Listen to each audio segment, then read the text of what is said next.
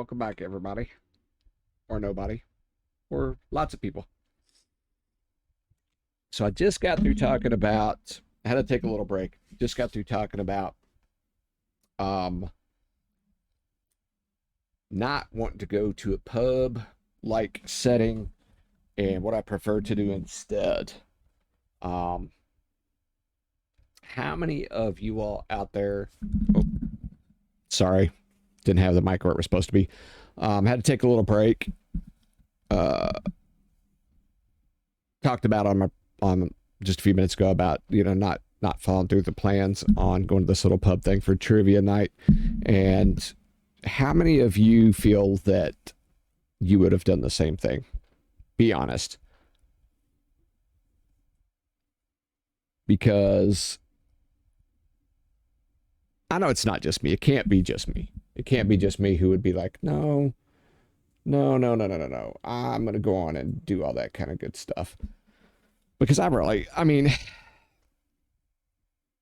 would you really? Would you really, if you didn't really feel like it was a thing for you, would you still go? Or am I just being like a jerk face? Because I could take it. I mean, if I'm being a jerk face, I can take it. And sorry, guys, I'm like super freaking dehydrated today. I probably drank too much last night. I had like 3 vodkas. Well, I don't know. I had 3 vodkas. Should I have had 3 vodkas? That's a totally different question. And if you're asking me if I should have had 3 vodkas, the answer is most likely no, I should not. But did I? Yes. Vodka and juice. Usually I have vodka and, well, actually not usually. When I'm out, I have vodka and cranberry. But when I'm at the house, I have vodka and just whatever juice I have handy. And I had 3 last night. And I really don't even know why I had 3. Not any particular reason. I guess I'm just an alkie. And I'm not being flippant about alcoholism. I'm not really. I often ask myself that question. Am I alcoholic? Because here lately, so just to put it into some context, I had a job that I just quit back in November, and I transitioned to a new job. But I had this job working for a company, and I hated it. I did not like it at all. And I get that a lot of us hate our jobs. But I worked for this company, and it was supposed to have been a very good move. When I interviewed for the company, I was very transparent about what I can and can't do, which I always am. I'm not one of those people who is trying to sell myself to a company and I'm going to make myself seem like the tip top and all this. I don't do that. One, I don't believe in that.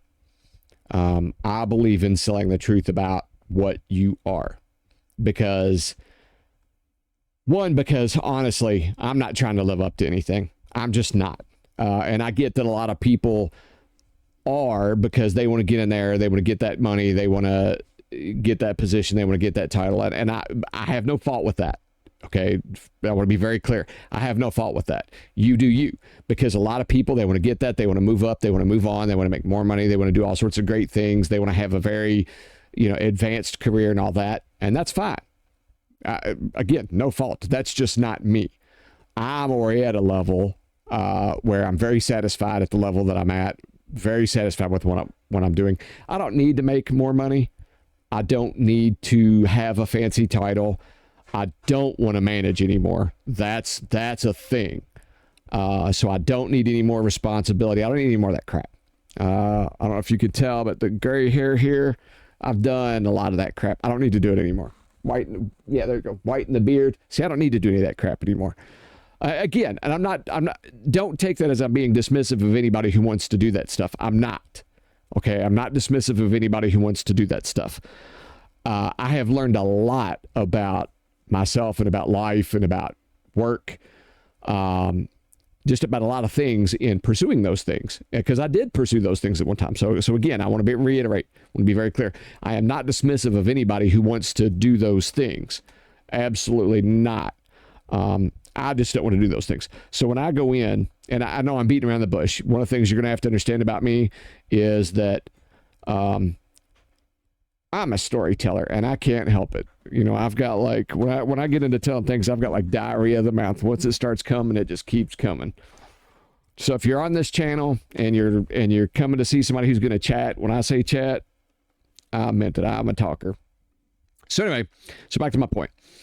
So about this job, I was very clear about what my capabilities are. I was very clear about what I want to attain, about what I want to do, about what the scope of my, not just what my abilities are, but what the scope and scale of my abilities are, what the scope and scale of my experience is. Specifically in relation to the position that I was applying for. And they asked me a bunch of questions, and at the end of the interview, I asked my questions. One of the things I always do in an interview is I ask, based off what I know about both the company and the position that they have advertised for, I do a little bit of research, and then I ask very targeted, specific questions. So I asked my very targeted, specific questions. And at the end of the interview, I was like, I don't think I have this job. Because unless I'm misunderstanding something, I don't think I'm quite qualified for the job. So they came back, they offered me the job, and I'm like, are you sure? They're like, no. We think you're very qualified for the job, and we'd like to invite you on. Now, one of the things you have to understand about the interview process, if you don't know this already, right, and about jobs as advertised on the job description, right? So what happens is the operations people who actually are the ones who are saying, hey, HR, I need this job. HR is going to say, well, what does this job do? Right? Now, they may already have a job description written up for HR, right? And this could be either right then, or it could be back when HR develops all the job descriptions for the position, right? At any given point, right? Somebody operationally says, hey, this is what that job description is. Right? This is what that job does. But then HR says, hey, if you had your choice, what would be the ideal person for this job? What would be your ideal? And the operations person, well, hey, if I had my ideal, here's the job. My ideal is going to be this. And then HR says, great. And then they go and then they look up in relation to all that, and they look up a bunch of fancy terms that they may or may not necessarily understand that are applicable to that job. And then they dress up that job description with some of those fancy terms, and then they vomit that out on the internet for people to apply to. So what the operations person is actually willing to accept, again, at the very end, they wanted this, but at the very end, it looks like this, right? But at the very end of all the interview process, they may be willing to accept this because that's actually what they were looking for to frickin' begin with.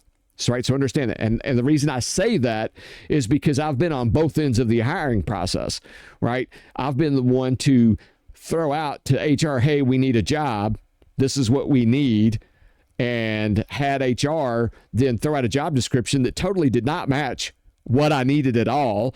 It was like some superstar that was going to totally get me like no applicants because what the job paid was nowhere near the scale of the requirements that they were asking for. So nobody was going to apply for that.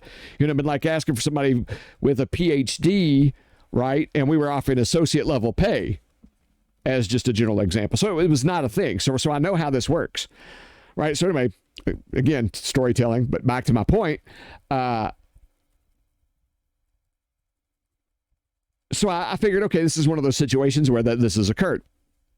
So I go in and start working the job, and I'm like, man, there's just a lot of things going on here that just are just like, this is heavy. So I'm starting to struggle. Like within the first 3 months, I'm really starting to struggle. Well, it's the day I get there, though, what really started the struggle is the day I get there, and I'm like trying to figure out what's going on. I found out my boss, right, is not only off site, which I knew she was off site, but she is like totally hands off. She's got nothing set up to onboard me, right? does not answer any of my questions hardly. She deflects me to somebody at another location who is not in my chain of command at all. Anything on site, she has handed me off to somebody in a different department that is also not in my chain of command. And just totally kind of disassociated herself from bringing me on board to do the job, to do anything with our site at all. So that should have been red flag number one.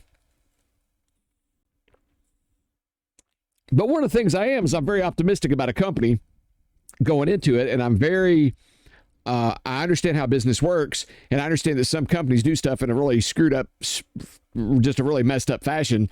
So I understand that sometimes, I have to figure out how the company works to be able to get in and fit in and make things work. And sometimes that catches me by surprise because I don't see the red flag until I realize it's a red flag later down the road when it's bitten me in the ass. So then, so my job has to deal with some government auditing. I don't want to go into a lot of details. One, because I can't. But it has to do with some government auditing of our facilities. And I find out that the job I'm going in for was to get some of their auditing in line. And I find out that the audit, so this company had not done some stuff properly, and it was based on some miscommunication between the location and a prior government auditor. Well, this new government, that auditor retired, a new government auditor came in, and there was some other stuff going on. And this new government auditor set forth these conditions that had to be met. Well, these conditions were never communicated to me, right?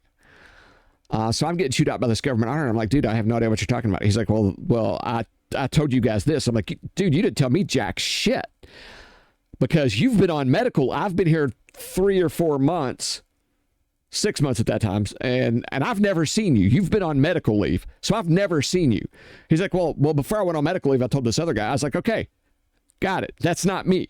So you chewing my ass out, I don't care. He's like, well, them not telling you, I don't care. That's not my problem. I officially notified your company. I said, I get that. And that is a screw up on our part. I said, my problem is you don't get to come chew me out, right, for the fact that this guy didn't tell me. I said, I understand that we failed, okay, as a company. I said, and you can come tell me that, hey, you guys screwed up. I said, but this constant churn you got going on is not doing anybody any good. I said, you're just now telling me that you've told them this. This is the first time hearing about it. So now that you've told me this, I'll go take care of it. So that was red flag number dos. So goes on a little bit. This guy's just giving me what for. Just give me what for. And what he was telling me was factually correct for the most part. There was 2 problems with him. One was that he kept changing goalposts. He would tell me something that's factually correct and say, this is this is factually correct. Yes.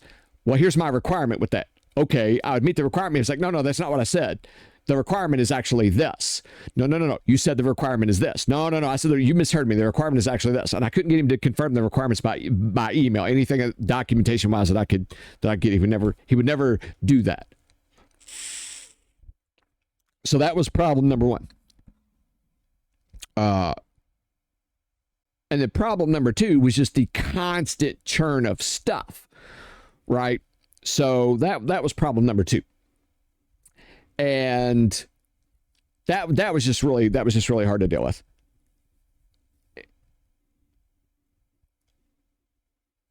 With him specifically.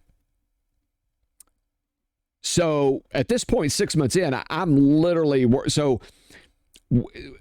there's this particular auditing gate, I'll call it. Again, I can't go into a lot of details about what I did. But there's a particular, we'll call it an auditing gate that I had to go through. And basically there's a bunch of paperwork that I had to do for this auditing gate. And every time this auditing gate would come up, I would be putting in like 80 hours a week for like 3 weeks straight because this guy was constantly, well, no, I need you to do this now. Well, no, I need you to do this. Well, you didn't do this. Well, you didn't do that. And my company was giving me like no help. I'd be like, hey, I need this. Well, that's not, and they were constantly saying, well, that's not how you do it. And I'm like, no, that is how you do it. I've done this for a number of years. The company I came from before you actually got awards for doing this. I know this is how you do it. No. That's not how you do it. Yeah, it is. And then the auditor is like, yeah, no, that's how you do it. And I'm going to, if you turn it in the way they're telling you to, I'm going to kick it back and your auditing gate is going to fail. And I'm like, I know this, but I have to do what my company's telling me to do. They're the one that employs me. He's like, and I'm telling you, I'm going to fail you. And I'm like, all right. So, it's just a hard situation to be in. And just constantly, just under all this stress. And then my boss at one point tells me, no, you're going to call this guy up and you're going to tell him that we said he's going to take it and he's going to do this and he's going to pass our auditing gate and blah, blah, blah. And I'm like, no, we don't tell the government auditor that they're going to do jack shit. Okay, that's not how that works. We as a private company don't get to tell the government auditor that they're going to do a damn thing, right? We can make recommendations on how they look at stuff. We can explain our approach. We can do all sorts of things like that, but we don't tell the government auditor that they're going to do a damn thing. Not how that works at all. So that put me in a different bind. And by this time I am stressed to the gills. And like I said, I'm only at this point, I'm 9 months in, going on a year. And by this time, man, I am starting to drink. I mean, I'm every day it's going home and I'm just chugging them back just from all the stress. Because it's constant meetings all day, deal with my boss, tell me, you're going to tell this government auditor we said this. And my government auditor is going, yeah. You could tell me that all day long. As a matter of fact, you keep on telling me that, and I'm not going to take your phone calls, and I'm going to put your auditing gate at the bottom of my list, and it's going to expire, so you won't be able to operate because you didn't pass your audit. And I'm just like, and I'm going back and telling my boss this, and she's like, oh, no, that's not true. And I'm like, well, you all need to talk to him. She's like, what do you think we pay you for? She didn't say it like that, but that was the gist of the conversation. So I'm just like, and then so in the meantime, I'm going through all the company's documentation, and then I find out that the company lied to me, right? Oh.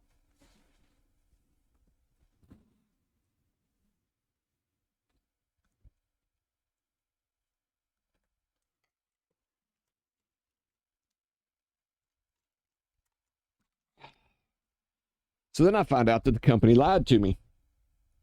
The company knew that their auditing paperwork wasn't in line, the stuff I'd been fighting with for almost a year.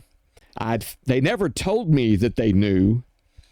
I'd actually found some documentation buried in a file that they had been told 3 different times to get their shit together for this audit gate, and that they didn't do it 3 different times. And finally, the government came down on them and was like, "Nah, you're gonna get this shit straight, or we're gonna shut your operations down because you're not doing right by this audit gate." And that was the reason that I got hired to begin with, because this particular location didn't have a person in the role that I do, in the role that I perform, which is actually, excuse me, a government regulatory requirement. Excuse me. So this was just a big mess all around. And I'm actually finding this out from an internal investigation that was done by one of the officers of the company. So again, I'm finding this out. Company never mentions this. Company never once mentioned that they did not do what the government told them to do 3 effing times. and that they were given all this opportunity to do it. The company did not tell me any of the checklist of things that this auditor had told them to do when I started, but right before I got started, and said, hey, this guy needs to do X, Y, Z, 1, 2, 3, A, B, C. None of that was passed on to me. And then the whole time I'm just getting beat up by both sides for like the first year, just absolutely just getting destroyed on both sides. And then on top of that, the company's not doing this particular auditing methodology the proper way it's supposed to be done, and it's just killing me, right? So I'm just constantly drinking. I literally drank more in a year and a half than I probably have the rest of my entire life put together. Yeah. And again, I've been around for a year or two, right? So that's a lot of alcohol. And it got to the point where I got concerned, am I freaking, and I'm not saying this to be flip, but am I freaking becoming an alcoholic? I mean, what's going on? Is this really becoming a thing with me? Is alcohol becoming an escape? Is it becoming a stress reliever? Do I, what is going on with me? I come home every night, I have 2 or 3 drinks or more, right? On the weekend I'm drinking. I go out, I'm always having a drink. What literally is the problem here? And, it got to the point to where the job, I hated going in, detested going in. Going in was just such just a massive, it was just such a massive anxiety going into this job. I mean, I hated it. I hated it. Couldn't stand it. Didn't want to do it. And I've never really, I've had some jobs I didn't like. I've had one job that I actually hated. But not to this level, man. Not to this level. I never got to the level of a job where I was drinking so much and just like having like massive anxiety before I was going into work because the job was so crappy that, I felt that it was just something that was out, just totally outside of my control. And, and the funny part about it is, so I gave my 2 weeks on this job, right? And my boss, so and what really sucks is I ended up getting transferred to a new boss right after my first year, about a year, a little over a year. And I get transferred to a boss who's literally across the country, right? Across the country. And some of y'all are going to be going like, well, so what? My boss is across the country, or my boss is across the world, or whatever. Yeah, well, whatever, right? No offense, but I don't give a shit what your boss is. This is my experience. And the dude has zero interest, zero knowledge about what my location does and how my location operates or anything to do with my location. And when he first gets me as his direct report, I get all these promises that we're going to do this, we're going to do that, we're going to do this, we're going to do that. But the actionable response is nada. I keep going through all this heartburn with the auditor. The auditor ends up actually getting moved out because he ends up causing the company so much problem. The auditor does, that he eventually gets pulled out by his team lead from us and gets pulled into a different section. He gets pulled into an entirely different region of the United States where he's an auditor over. No, I take that back. I'm sorry. He didn't get pulled into a different region. Our region, which did not have an auditor filling that role, got an auditor to fill the role, and then we got relocated to the right region. So I misspoke. And that guy turned out to be great, but he only lasted like 3 months before he moved on. And then we got relocated to another auditor. So I actually got out from under that auditor, but it was just just a total mess of trying to get the auditing completed. And then my new boss was like totally hands off as well. I mean, he set up some meetings, so we had weekly meetings.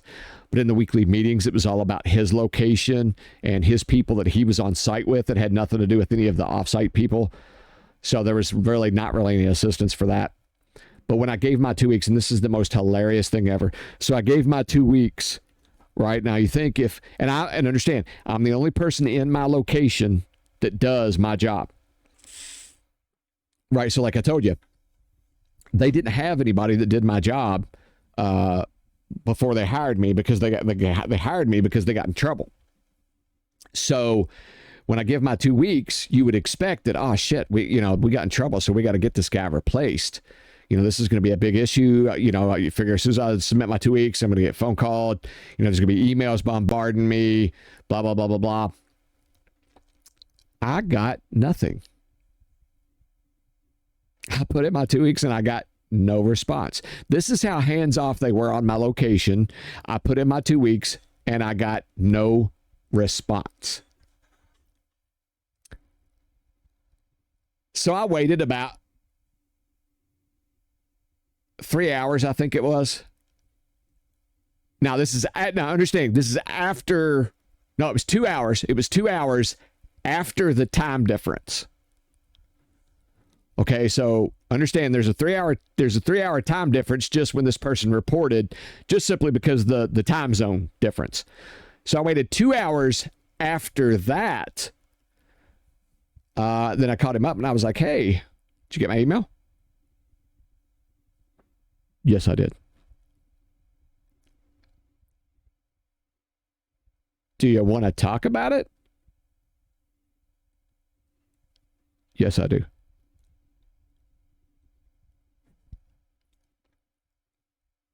Well, what do you want to talk about there, buddy? What can we do to make you stay? Do you want more money? Nah, bro, this ain't about money. This is about getting no support from my leadership at all about anything. Is it me, bro?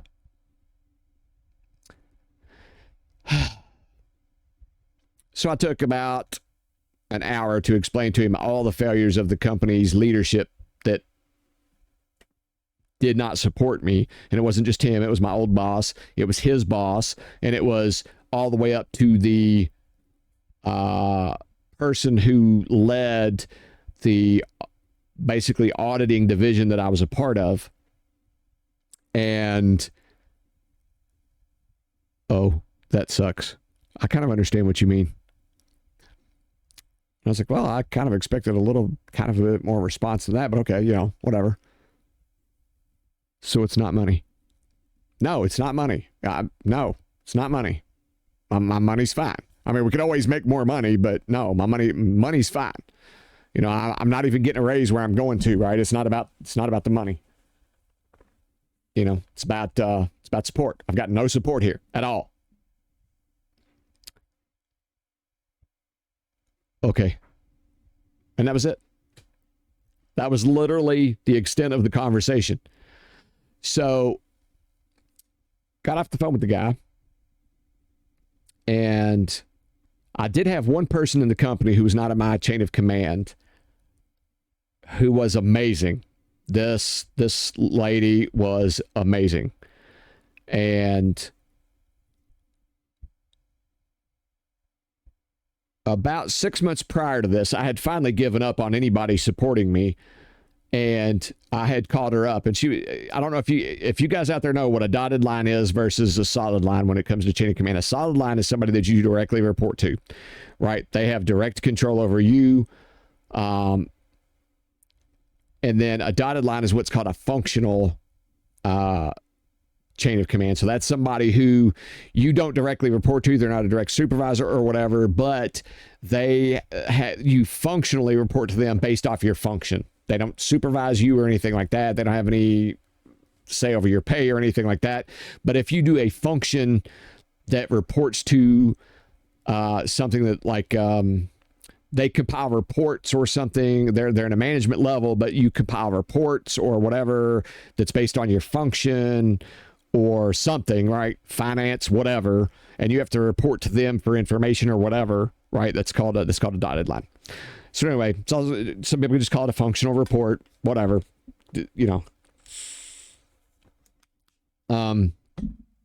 Anyway, so I had a dotted line to her. But it was even that, it was just like it was a really weak dotted line. So I'd called her up one day and I was like, hey, look, I'm getting no support from anybody and I'm having a lot of trouble with this auditor and I'm at my wit's end. Is there anything you can do to help? Because none of my bosses are giving me any support. The management's giving me no support. You're the only person I can think of that's going to be able to do anything for me. Is there a way you can help? And she was like, yeah, I got you, man. She was like, I got you. She's like, it's too easy. Tell me what's going on. Give me all the details. Send it to me in an email so I can have a read ahead and then schedule a meeting where we can talk about this. She goes, man, I got you. If you're struggling that hard, you're finally reaching out to me. She goes, I got you. So I did all that. I sent it all to her and I was like, hey, okay, here's what I got. Here's all the documentation. Here's email responses that I can forward you that have any relevance.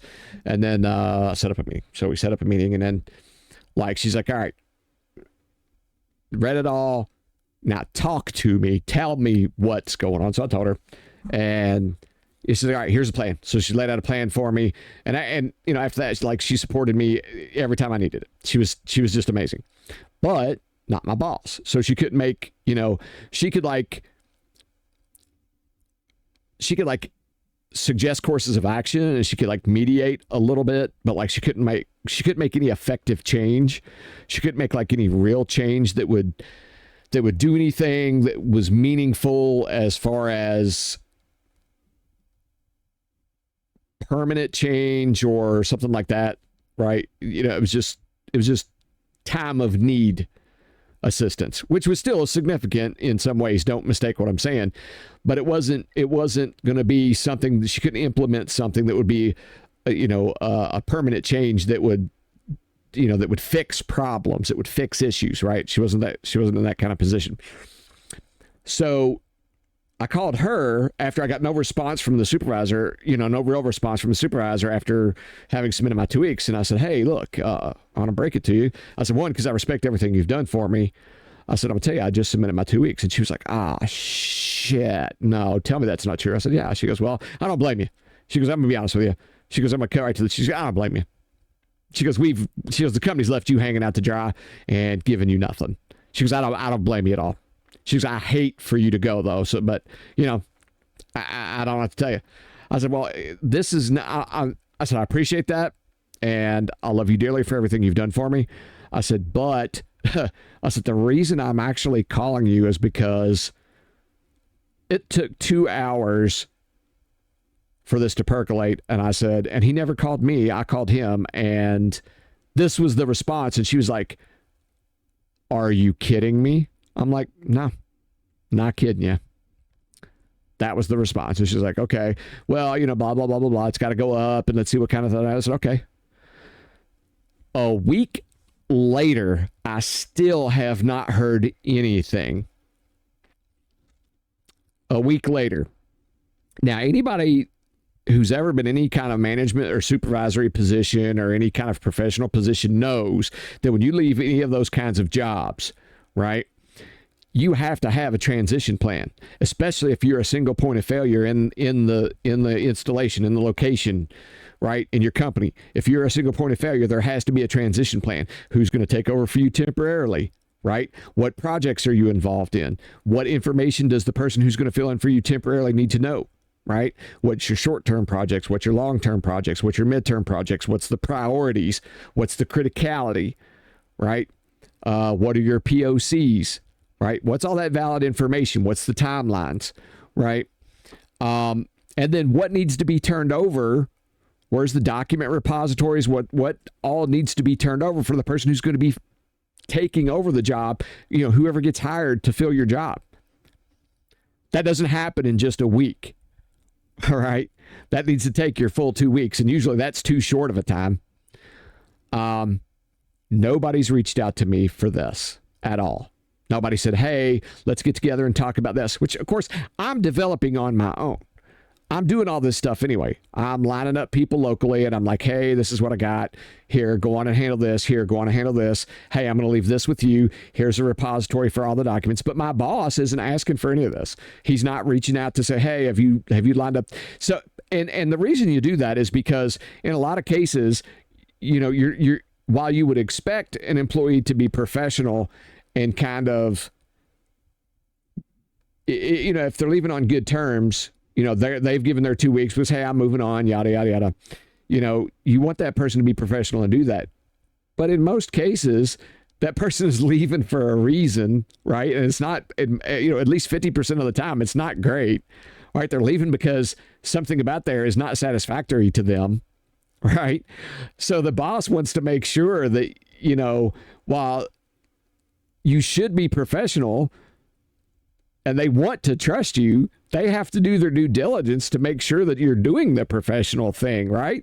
They have to feel comfortable that they're not getting shanghaied and that everything is going the way it should. There's a plan for a transition, and that was not there, right? So I called up my dotted line manager, my functional, and I was like, hey,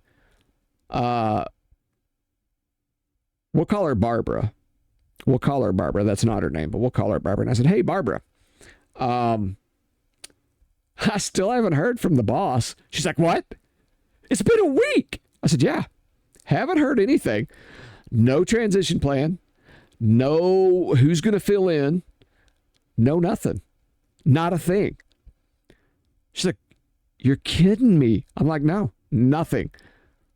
I've reached out to him by email, asking him, you know, who he's got coming up here. Nothing. Arthur, blah, blah, blah. I said, hold on. Don't get too riled up. I said, I've already got a transition plan. I've got this in place. I've got all this documentation. I've got a repository. People know where it's at. I said, I'm not going to leave you guys hanging. I said, regardless if I'm still not getting any support, even as I quit and leave the company, I'm going to do the right thing. So, you know, of course, she's flipping out because she's pissed off, right? Because one, I mean, she's upset that I'm leaving because the company's not supporting me, but now she's mad because at her own company because the company's still not supporting me even after I'm quitting. So, you know, in the beginning, it's like, well, you know, that could be an opinion thing or that could be this or that. But now, you know, she's sad to see me go, but now I'm being validated that the company's not supporting me as I leave. You know, you would figure that, well, the company's going to show, you know, that maybe that's a perception thing or a matter of perspective but now it's being validated.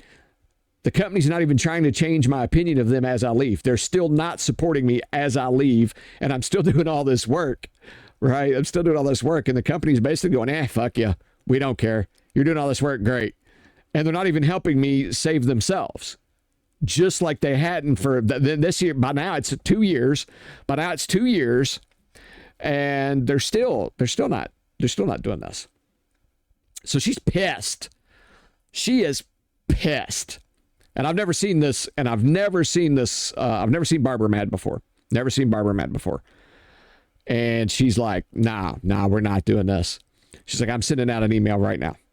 And she goes, I'm going to blind copy you on it, so don't respond. I'm like, Roger, whatever you want to do, boss lady. I said, you've treated me better than anybody in this damn company outside of my local people, because my local people were great. And I haven't mentioned them at all, but my local people on my site were fantastic. The problem is they had nothing to do with my job, really. Nobody on the site was in my chain of command. Nobody local in my local installation, my local facility was in my chain of command. They weren't the ones who supported me. So, but they were great. They were fantastic. Anything I needed to do the auditing part was fantastic. But the people who needed to support me outside of my local site, infrastructure-wise, company, right, to get certain things done, regulatory and paperwork, you know, and all this other kind of good stuff, nothing. But anyway, so she sends out an email and basically sends it to my boss and his boss, and it's like, hey, just got off the phone with Arthur, and he's like, what are you guys doing for a transition plan? We need to do this, this, this, and this. This is on a Thursday. Come in next Tuesday. Because I think we had Monday off. But by Tuesday, there's still nothing. Nothing. No response. So I tell her, I'm like, hey, I got nothing. I've got nothing. And she's like, oh, and in that copy, she also copies the head of the auditing division and his second in command. So everybody that could be copied is copied, right? And nothing. Nobody responds. Nobody responds to this email.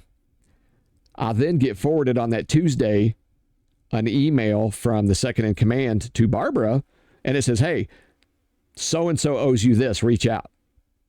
My boss's boss. We'll call him Ben. That's not his name. None of these are the real names. Ben owes you this. Like today. Ben owes you this. So Barbara reaches out to Ben and is like, hey, do we have this? I'm working on it. Now, this is Tuesday, mind you, of the last week before I leave.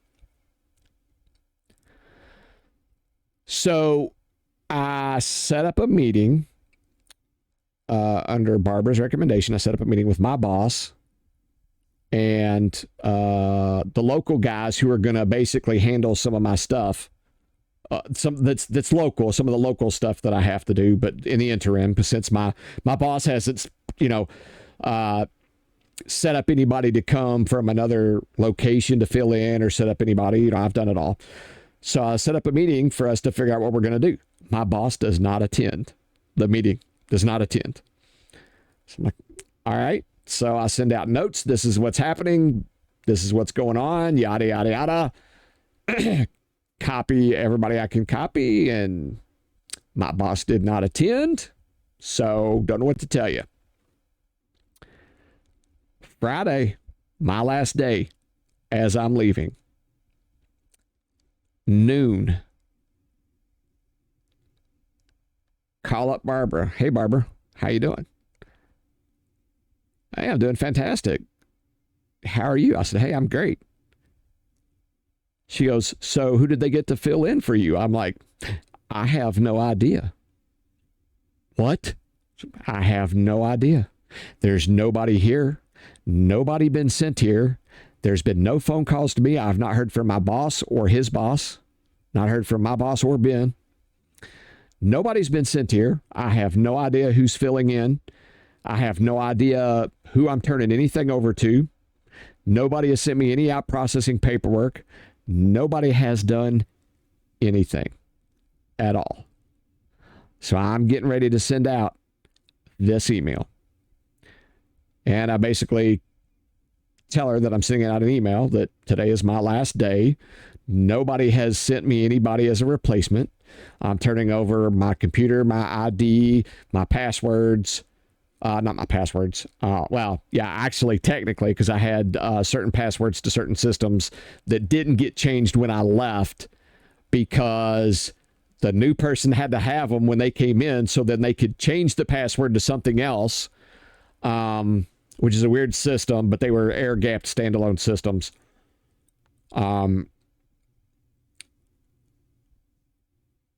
So just this really weird scenario. And I was like, the passwords are in the safe.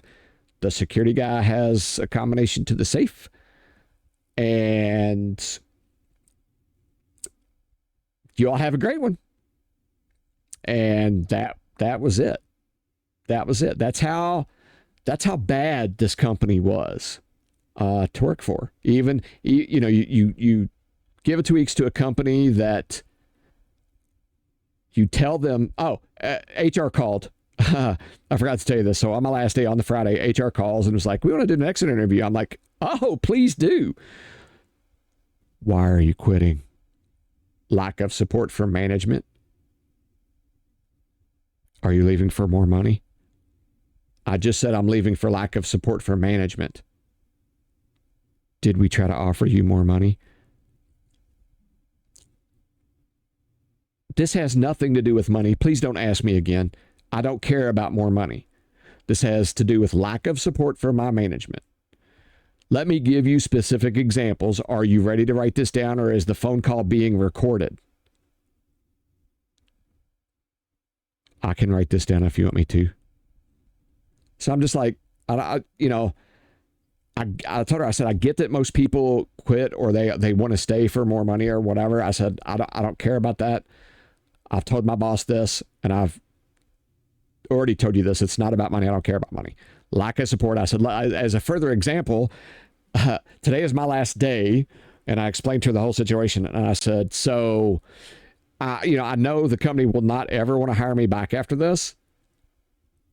That's not true. That's not true at all. I said, all right, whatever. Okay, great. I may apply then at some point, but which between you and I, guys, that's not ever going to happen. I said, but no, it's about total lack of management commitment and support to this location. And the fact that, even as I'm leaving, there's nobody here to take my place, which is going to screw this place royally. And they'll probably get shut down because there's nobody to handle the audits that are required by the government. And yeah, that was my last day. So as I'm leaving, and I send my email and then turn my computer in to the computer guys and turn in my ID, and then there's still no calls for I turn in my company phone, God, everything, and no calls for my boss. No nothing, man. No nothing. And I'm sure there's a bunch of you out there who's going to be going, well, I've worked in a more toxic place than that. Okay. We all, okay. Go on and engage in the one-upmanship games. It's not what it's about. But, it's just, my point was, that was the whole thing was just such a nightmare. And I was just drinking so damn much. It was just a nightmare to get through. And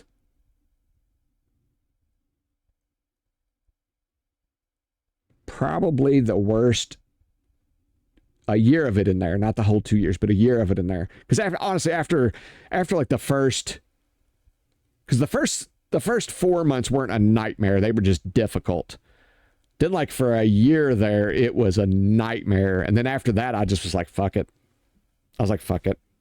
I've told the company a million times that they need to support me. I've told the company a million times how they need to support me. I've given them recommendations. I've tried to guide them on the proper way that this needs to be done. Both from my 10 plus years of experience and from the fact that the government auditor is telling me this is the way it needs to be done. And from all of the supplied guides and manuals that this is how it needs to be done. And they're like, nope, we're going to do it our way. Okay, great, fine. You wanted it that way. You're not listening to anybody. And all of your audits keep getting rejected because you're doing it the wrong way. That's fine. Company-wide, not just my site. Company-wide, they were getting rejected. And, also at the same time, which I didn't mention this earlier, but in the last year that I was there, we lost probably 25 auditors company-wide. Well, it's probably 25 auditors company-wide, which may not seem like a lot, but that's a lot. That's a lot. That's a lot of auditors company-wide. And now various level of auditors too. Various levels of auditors. There's like three levels, really. There's primarily on the senior and second level that we lost, which is like the worst levels to lose. Like your entry levels, nobody really, that's whatever. You expect to lose those, and it doesn't impact you that bad, but you're like senior and mid levels, that's where it really sucks. Because those are the hardest to get, and they're the most impactful to your organization when you lose that many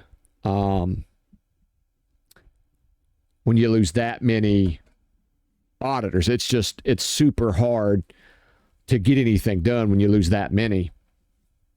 But anyway, it was just a really, really terrible experience.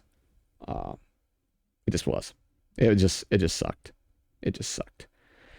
but yeah, so drinking that much, and like I said, after that first year, I just gave up. I was like, screw it. I've done all this. I've tried to teach them, try to tell them, try to encourage them, try to guide them, and they don't want to hear it, which is fine. I work for the company. The company doesn't work for me. So I was just like done. I started looking for another job, and like I said, I found one. So, and after that point, I wasn't drinking so much. I was still drinking because it was just like the of going into a job that I just did not want to do anymore. And also, and I'm gonna kind of dive off onto another topic here if y'all don't mind. Also was kind of an epiphany, right? One, because I realized I was drinking so much, which, well, of course you should have realized you were drinking that much. How did you not realize you were drinking that much? Well, it kind of creeps up on you. One, because you're stressed out, you're not really paying attention, right? But two, it's just like, what? I'm not drinking that much. You're kind of in denial a little bit because you don't want to admit that you're drinking that much because of stress, right? One, as men, we don't want to admit that stress is getting to us that bad, right? We're men, right? Well, and two, just because me in particular, I'm fucking stubborn, right? I don't want to admit that I'm letting shit get to me that bad, I got to be better than that. Got to be better than that. Stress isn't good to me. No, it was. And very shortly, I admitted that shit. But I also didn't want to seem like I was becoming dependent on alcohol to get me through stuff. But I've also been through enough to not kid myself. I've been through a lot of shit in my life to where, all right, quit kidding yourself, dude. You're relying on alcohol to get through shit. Just quit. Just come out and say it. Get it out loud so you can admit it to yourself, right? So I did. I was like, all right, dude. And, and I had to talk about it. So I did. But back to what I was going to say, I'm going to transition to a new point here is, I got to the point to where I was like, you know what? I got to work more on this work-life balance. Got to work more on this work-life balance because I did not have a good work-life balance. So, and there's a reason for that, right? There's a reason for that. So I raised my kids as a single parent from the time they were 2 and 4. Divorced my ex-wife. There were reasons. But divorced my ex-wife, and I got sole custody of the kiddos and raised them by myself. No help from the ex-wife. Yeah, that was not going to be a thing. No help from anybody. Just me and them. Don't regret it. I never regret it. I took it on knowing what it was going to be. I knew it was going to be a grind, and I did not give a shit. I was not going to be the every other weekend dad. It was not going to be a thing. I was going to be there in their life every day. And that was just going to be the thing. Period. End of story. But it was rough, right? It was rough. But I had to work a lot, right? I had to work 10, 12-hour days, 5 days a week, and then I had to work 4 to 6 on Saturdays. And that was pretty much every week. And there's questions about, well, what was your quality of time with them? And I get that. All right. That's one of the things I still struggle with to this day, looking back on the kids was, and this is part of the whole conversation that I'm having here, right? And I do look back and go, what was the actual quality you had with them? Yeah, sure. You were a single parent. You had your kids, all those years as a single parent. You weren't the every other weekend dad, but what was your actual quality with them? Yeah, that's part of the conversation. That's a valid point. I make it to myself every day. But I worked all the damn time, man. I worked all the damn time. And whenever I could get overtime, I worked it. Because I had to. I didn't have a choice. You got to pay the bills, right? And no matter when the bills were paid, man, I still, and even when I got to a point where I was making more money and I had, good money coming into the house, okay, the kids are getting older. They need more things. Well, shit, that means the bills are more, right? Because I wanted my kids to be able to go, there were too many times when I had to tell them no. Well, sorry, son. I had to tell my son at one point he couldn't play football. Why? I couldn't afford any of the equipment. I tried. I tried. I was like, well, how much is the stuff? I can't afford it. I can't pay for the electric bill and the food and everything. And, and the ex-wife wouldn't pay for shit. That was not a thing. We tried fundraising. We still just couldn't cover football. I tried them in karate at one time, and I couldn't keep it up, so we had to quit karate. But I worked all the time, right? And plus, we're men. It's a thing, right? It's ingrained in us that we're men. We work. That's what we do. We have to work, support the kids, support the household, support the family. On top of that, it was something my dad specifically, ingrained in me from a very young age. And just to be very clear here, I'm a naturally kind of lazy person in a way. I don't seek work. I don't seek out work to be done. I'm not one of those people who I'm going to go out in the garage tonight and work for an extra 4 hours. I'm not that guy, right? If there's work to be done, I do it. If there's work that needs to be done, it gets done. But I'm not that person who's like, I want to go out and work in the garage for 4 hours. Or I want to go out and work in the yard. Or I want to go out and do a garden. I'm not that guy. Just not. But working to pay the bills, and if I got to work 10 hours today and 12 hours tomorrow and 14 hours the next day and work 8 on Saturday because stuff's got to get paid for, yeah, I'm that guy. And I'm not going to complain about it. I'm not going to bitch about it. You're not going to hear me complain for not 1 second. That shit's going to get done. But as we go through that, and the years went by and the years went by and the years went by and the years went by, I didn't quit, man. Even after the kids got to be adults and moved out, I was still working.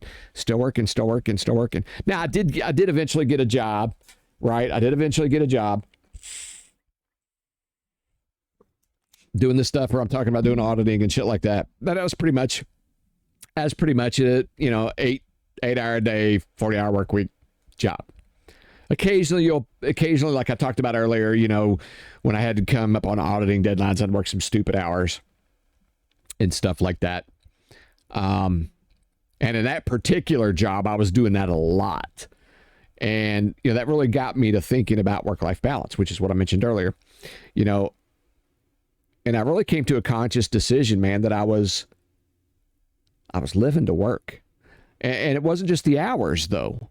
It wasn't just the hours. And this is an important distinction to make, especially for us men, right? Is we live to work. Why? Because our identity is wrapped up in the work that we do. Our identity is wrapped up in the job. Now, maybe not directly, but it's wrapped up in the work because it is our identity to provide.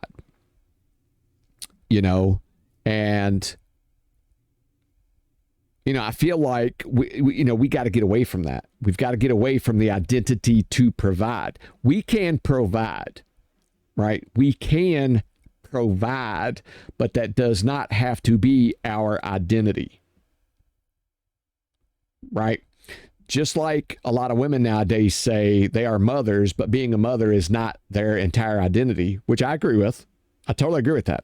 A woman, her entire identity is not a mother. That is only a part of her identity, right? Being a provider is not the entire identity of a man, and we've got to get away from that. We have got to get away from that. We have other identities.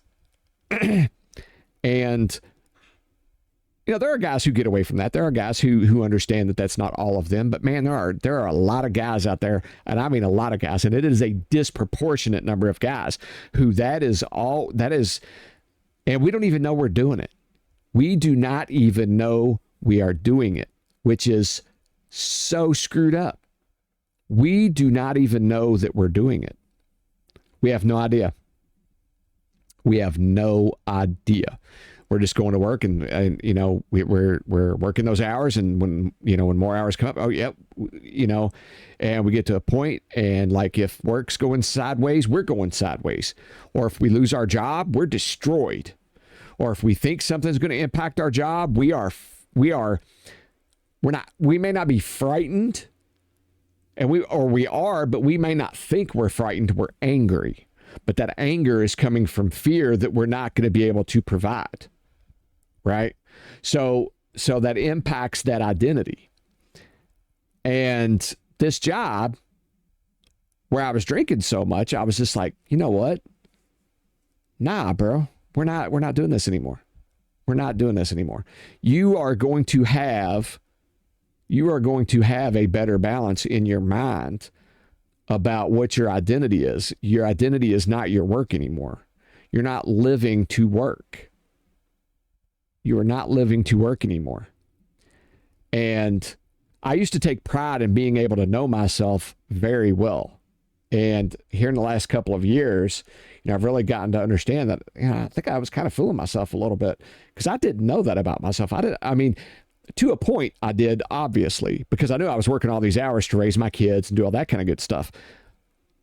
But I really didn't know how deep I was living to work because it was my identity. I knew I was doing it a little bit, but I didn't know how deep that was, man. I did not know how deep that was, living to work. And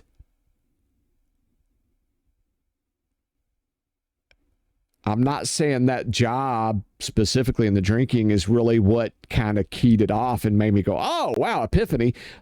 But at the same time, it was. At the same time, I really sat back and I was like, what the hell, man? This job should not be making me drink this much. This job is not that important. It's important, yeah. One of the reasons was I had just bought a new house. Right. I just bought a new house. And so there was that kind of pressure. Right. And there still is that pressure. But now I'm just like, okay, another job will come along. I'll have another job. I left that one and got the job I'm at now. Another job will come along. If not, I'll figure it out. I always figure it out. Or I'll sell a damn house. Right? I'll buy me a Walmart shed or a Home Depot shed and live in it on somebody else's property. I'll rent a corner lot somewhere or whatever. You know what I'm talking about. I'll do something. If I can't afford the house anymore, but I've got to the point where I'm not gonna let the I'm not gonna let the job dictate my stress levels. I'm not going to let it dictate my mental health. I'm not going to let it dictate my identity. I'm not going to do that shit. Right. And out of that, I started doing this. Right. I started the channel. It's taken a bit. It took me a while to decide that this is something that I wanted to do. And I'm not doing this for, I'm going to try to grow the channel and make money. I could give a shit less about that. I'm doing it just because I want to, just because I want to sit here and chat and BS, and maybe somebody will find it amusing or whatever. But the whole thing of work is that important, and it's also got nothing to do with the quiet quitting or any of that crap. I'm of two minds about the whole quiet quitting thing, which is something totally different. Some of it's good, but then a lot of people are taken to extremes that are just entitled and ridiculous. Like everything, and you'll hear me talk about this a lot, is that we don't balance things out. We go from extremes. Like there's one extreme over here, and instead of swinging to the middle to resolve the problem, we swing to the other extreme, which creates the totally opposite set of problems, which is just as ludicrous as the first set of problems we were trying to deal with. And I think the whole quiet quitting movement is exactly that. We're swinging to the opposite set. I believe that, that's another topic for another time. It's total another topic for another time. But anyway, so yeah, the whole mental health thing about having your identity through work, and how work can make you become a freaking alcoholic, right? And yeah, that had to do with being keyed off about drinking 3 drinks last night. And I don't know why. It wasn't because of work. Work wasn't stressing me out. I forgot even why I had them, which means you're an alcoholic. If you can't even think of why you had 3 drinks, I guess that means you're an alcoholic. Which it very well could be. If anybody knows what the real signs of truly being an alcoholic are, drop them in chat, or if I post this on YouTube or whatever, drop it in the comments below. Let me know what the real symptoms are. or the real signs, I should say, because I really don't know. And honestly, I'm afraid to look them up. You know, you never want to look up that stuff and go, "Yep, that's me." You never want to look that stuff up, right? You never want to look that stuff up. It's always scary. It's always scary to see that, you know, you can become something that you never thought you'd want, you know, you could be.